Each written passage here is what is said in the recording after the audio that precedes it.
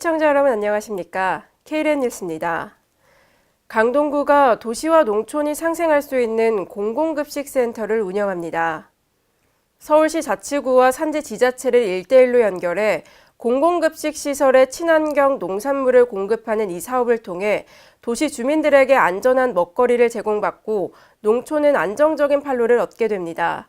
공공급식센터는 농산물을 제공하는 것에 그치지 않고 먹거리 교육과 체험까지 관리하는데요. 공공급식센터를 운영하는 것은 강동구가 처음입니다. 6.13 지방선거의 공식 선거운동이 시작되면서 유세 차량과 후보 현수막을 쉽게 볼 수 있는데요. 이 유세 차량과 현수막으로 인한 불편사항도 그만큼 늘어나고 있습니다. 김경모 기자가 보도합니다. 선거철이 돌아오자 건물과 도로가 유세 차량과 현수막으로 뒤덮이고 있습니다. 6.13 지방선거 공식 선거운동이 시작된 지난 31일 전국 각지에서 소음 신고가 잇따라 접수됐습니다. 현수막은 개정된 선거법에 따라 이전보다 2배 더 설치할 수 있게 됐고 설치 장소 제한도 사라졌습니다. 후보를 알리는 순기능이 있는 반면에 소음 공해나 시각 공해로 느끼는 시민들도 많습니다. 토론 중심이 선거 문화로 바뀌어야 한다는 지적이 나오는 이유입니다. K랜 김경모입니다. 대구시가 올해부터 청년이 직접 사업에 참여하는 청년공감, 청년공간 조성 사업을 시행합니다. 청년공간 조성 사업은 청년들이 사용할 공간을 직접 기획하고 꾸며서 청년들이 주체가 되는 공간을 조성할 계획입니다. 청년공간 기획단은 청년공간에 관심이 많은 지역 청년 13명을 구성해 앞으로 청년공간 조성 사업을 주도적으로 이끌어갈 계획입니다.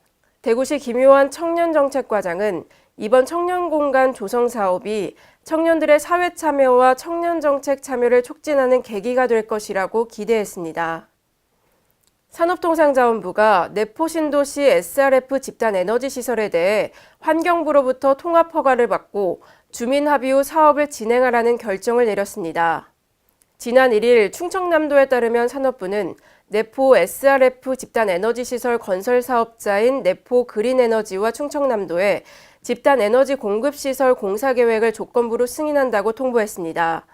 충청남도는 산업부의 이번 결정이 내포 SRF 집단 에너지 시설에 대한 사실상 불승인으로 판단하고 연료 전환을 적극 유도하기로 했습니다. 전북 정읍에 가면 편안한 옛 분위기가 남아있는 쌍화차 거리를 만날 수 있는데요.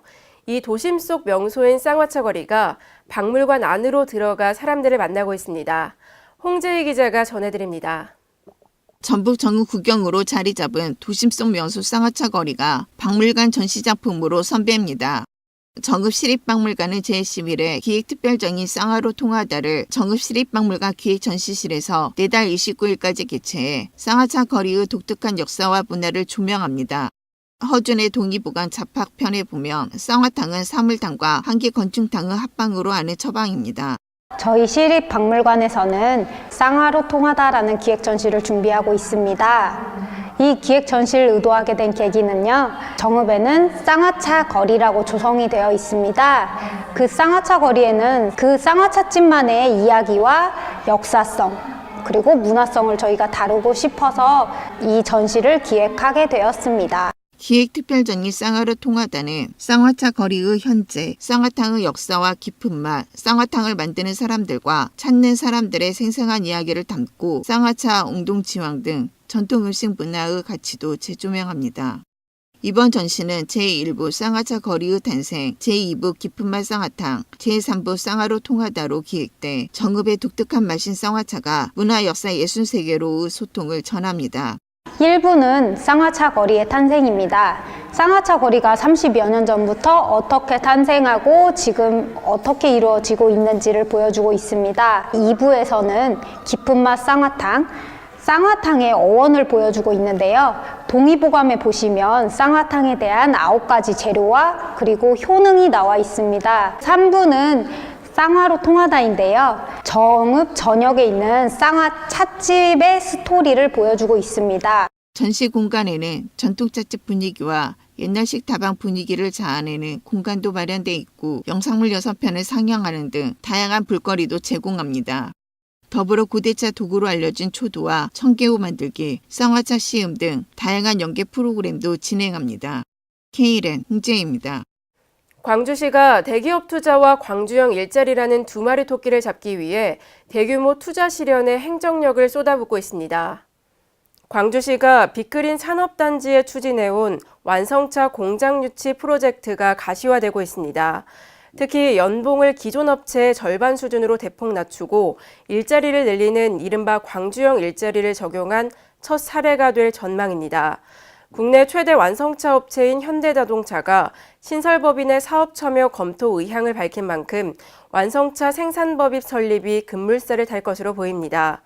신규 공장은 광주 빅그린 산업단지 내에 건설되며 생산 규모는 연간 10만 대로 예상됩니다. 광주시는 공장 건설이 마무리되면 즉 간접적으로 12,000여 개의 일자리가 창출될 것으로 기대하고 있습니다. 충청북도와 충북여성새로일하기지원본부는 지난 30일 청년여성 인재 양성을 위한 업무협약을 체결했습니다. 청년여성 희망일터 지원사업은 고학력 2030 청년 여성들의 괜찮은 일자리 진입을 지원하기 위한 사업으로 2016년부터 시작됐습니다. 충북새일본부는 2030 청년 여성들이 기업 현장 실습을 통해 실무 적응 능력을 배양하고 전문성을 개발해 청년 여성의 고용률을 높이는 데 협력하기로 했습니다.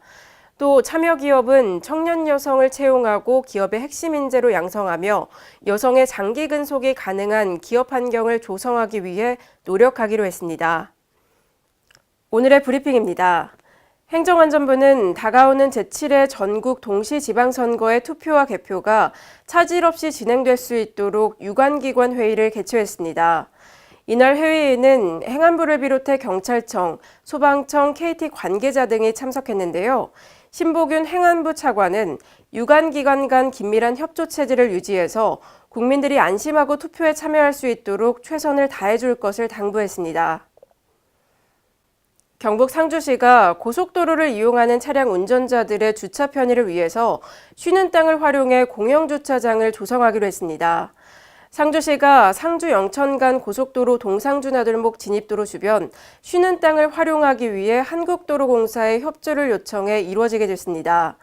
이번 협력을 통해 기초자치단체와 공공기관이 지역사회 발전에 상호 협력하는 좋은 계기가 될 것으로 기대하고 있습니다. 제주시가 삼성초등학교와 탐나장애인 복지관 이용자의 안전한 통행로 확보를 위해 도로정비공사를 추진하고 있습니다. 서광로 29길은 유동인구가 많지만 보행로와 안전시설이 갖춰있지 않아서 운전자와 보행자의 통행불편 민원이 꾸준히 제기돼 왔는데요. 이에 따라 제주시는 총 사업비 13억 원을 투자해 도로정비공사를 진행했고 사업은 올해 6월 중 마무리하겠다고 밝혔습니다. 대구시설공단이 오는 13일 지방선거 투표에 참여하는 장애인들을 돕기 위해 나들이콜을 무료로 운행합니다. 선거 당일뿐만 아니라 사전투표 기간인 8일과 9일에도 나들이콜을 무료로 운행할 계획인데요. 무료 이용 대상은 나들이콜 장애인 등록 회원 중 투표 목적으로 이용하는 것만 가능하며 노약자와 국가유공자는 제외됩니다. 경기 부천시가 민원 처리 부서를 대상으로 매월 찾아가는 민원 서비스 친절 교육을 실시합니다. 지난달 31일 시작으로 11월까지 9개 부서를 순회하며 교육을 진행하는데요. 전문 강사가 각 부서를 찾아가 부서 특성을 반영한 맞춤형 친절 교육을 실시할 예정입니다. 인천항과 그 주변 일대가 복합 해양문화 관광단지로 거듭납니다. 인천시는 내년 12월까지 국비와 시비 396억 원을 들여 복합 문화관광시설인 상상 플랫폼을 만드는데요.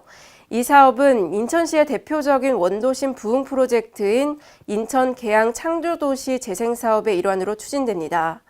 인천항 1에서 8부두가 북항과 인천신항으로 이전해가는 2030년경부터 단계적으로 사업에 착수할 계획입니다. 질병관리본부는 유행성 각 결막염 전염이 증가함에 따라 개인 위생 수칙을 지키고 감염에 주의할 것을 당부했습니다. 유행성 각 결막염이란 아데노바이러스를 원인으로 한 전염성이 높은 바이러스성 결막염인데요. 매년 가을까지 지속적으로 증가하는 추세를 보이고 있기 때문에 어린이집과 유치원, 학교 등 단체 생활을 하는 시설에서는 지속적인 주의가 필요합니다. 이상으로 KLN 뉴스를 마칩니다. 시청해주신 여러분 고맙습니다.